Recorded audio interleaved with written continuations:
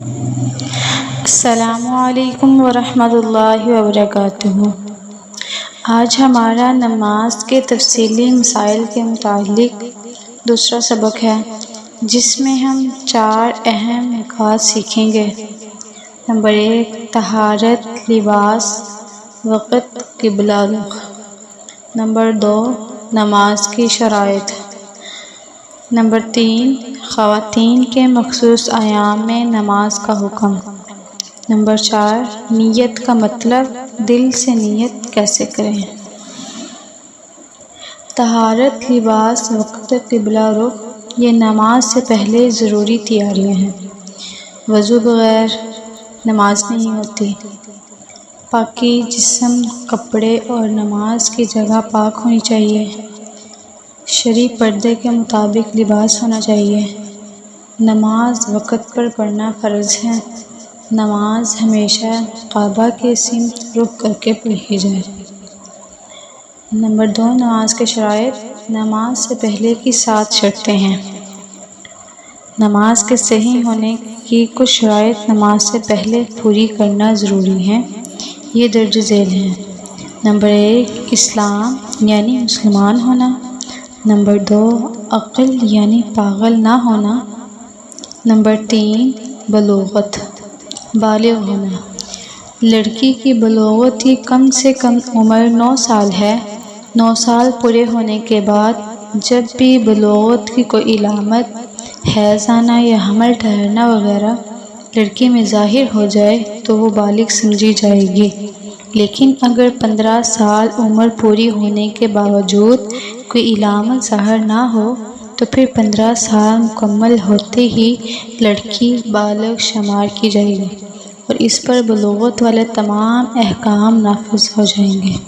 جب اولاد 7 سال کی ہو جائے تو اس کو نماز کی ترغیب دینی چاہیے، اور جب 10 سال کی ہو جائے تو نماز پر سختی کرنی چاہیے۔ اگر نہ پڑھے تو والدین ڈانٹ بھی سکتے ہیں، لیکن فرض نماز بلاغ یا قریب البلاغ سے ہی ہوگی۔ نمبر 4، پاکی، حد سے اکبر و اصغر سے پاک ہونا۔ نمبر 5، نجاست سے پاکی، بدن، لباس اور جگہ کی طہارت۔ نمبر 6، ستر ڈھانپنا، مرد و عورت کا پردہ۔ نمبر 7، قبلہ رخ ہونا یعنی کعبہ کی طرف منہ کر کے نماز پڑھنا۔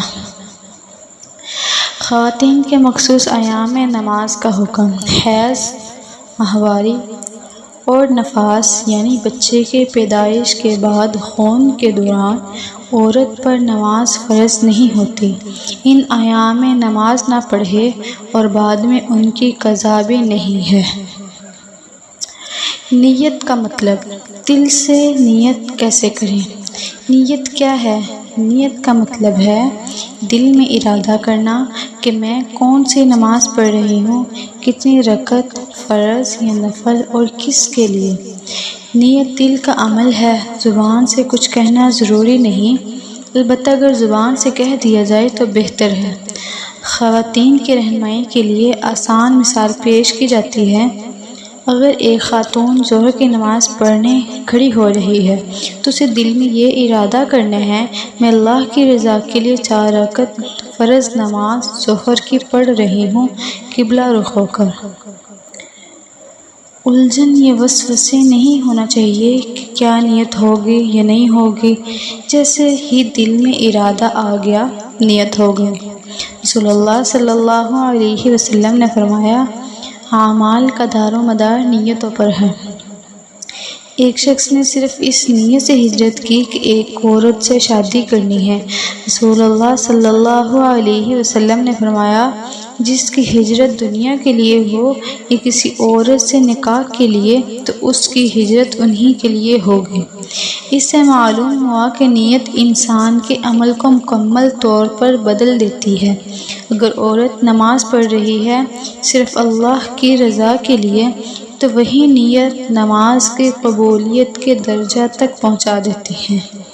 نیت میں وسوسے نہ کریں۔ ہر رکعت میں نیت دہرانا ضروری نہیں، صرف پہلی بار دل سے نیت کریں۔ زبان سے کہنا چاہیں تو آہستہ سے کہہ سکتی ہیں۔ نیت میں شک کرنا شیطان کا دھوکہ ہے، اس سے بچیں۔ نیت درست ہو تو عمل بھی درست ہوتا ہے، اور اگر نیت ہی خراب ہو تو عمل دکھاوا بن جاتا ہے۔